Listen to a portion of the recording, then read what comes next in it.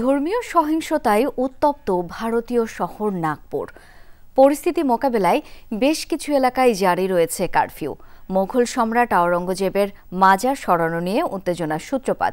গুজব ছড়ায় কট্টর হিন্দুত্ববাদী বজরং দলের সমাবেশে পোড়ানো হয়েছে পবিত্র কোরআন শরীফ। মুহূর্তেই ছড়ায় সংঘাত, বাড়িঘরে চালানো হয় হামলা, যানবাহনে করা হয় অগ্নিসংযোগ। এখন পর্যন্ত অর্ধশতাধিক মানুষকে আটক করেছে পুলিশ।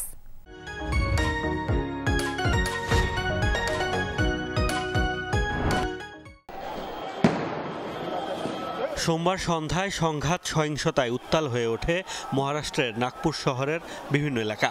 ঘরবাড়ি লক্ষ্য করে ছোড়া হয় পাথর, বেশ কয়েকটি গাড়িতে করা হয় অগ্নিসংযোগ। উত্তেজনার সূত্রপাত মোগল সম্রাট আওরঙ্গজেবের মাজার সরানোর দাবিতে হিন্দুত্ববাদী সংগঠন বজরং দলের সমাবেশকে কেন্দ্র করে। গুজব ছড়ায় বিজেপি ও শিবসেনা নেতাদের নেতৃত্বে বিক্ষোভে পোড়ানো হয়েছে পবিত্র ধর্মীয় গ্রন্থ আল কোরআন। কর্তৃপক্ষ বলছে গুজবের কারণেই ছড়ায় সহিংসতা।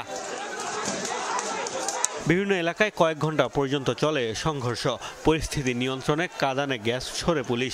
বর্তমানে পরিস্থিতি শান্ত থাকলেও সংঘাত এড়াতে বেশ কিছু জায়গায় জারি করা হয়েছে কারফিউ। এরই মধ্যে অর্ধশতাধিক মানুষকে আটক করেছে পুলিশ। পরিস্থিতি বর্তমানে নিয়ন্ত্রণে। বিভিন্ন হামলায় জড়িত অর্ধশতাধিক মানুষকে আটক করা হয়েছে। সংঘাতে 33 জন পুলিশ আহত। জড়িত কাউকে ছাড় দেওয়া হবে না। আইন লঙ্ঘনকারীদের বিরুদ্ধে নেওয়া হবে আইনি পদক্ষেপ। এ ঘটনায় মহারাষ্ট্রের ক্ষমতাসীন বিজেপি নেতৃত্বাধীন সরকারকে কাঠগড়ায় তুলছে বিরোধীরা। অভিযোগ, 400 বছর পুরনো সমাধি নিয়ে নতুনভাবে উস্কানি ছড়ানো হচ্ছে। পুলিশের বিরুদ্ধেও উঠেছে বিতর্কিত আচরণের অভিযোগ। পুলিশ তো মুখ দর্শক হোগি, পুলিশ কে দেখেগি? পুলিশ নীরব দর্শক ছিল। সবকিছু তাদের সামনেই ঘটেছে। আপনি যদি মানুষের মাঝে ঘৃণা ছড়ান তবে দেশের শান্তি শৃঙ্খলা বিঘ্নিত হবে। সরকারের উচিত জনগণের কল্যাণের জন্য কাজ করা, অথচ তারা 400 বছরের পুরনো মাজার নিয়ে পড়ে আছে। বিজেপি সংঘাতের ঘটনাকে দুর্ভাগ্যজনক আখ্যা দিয়ে বলছে, পরিস্থিতি শান্ত রাখতে সর্বোচ্চ চেষ্টা করছে সরকার। নাগপুরে যা হয়েছে তা দুর্ভাগ্যজনক। পরিস্থিতি শান্ত রাখতে সব চেষ্টা করছেন মুখ্যমন্ত্রী।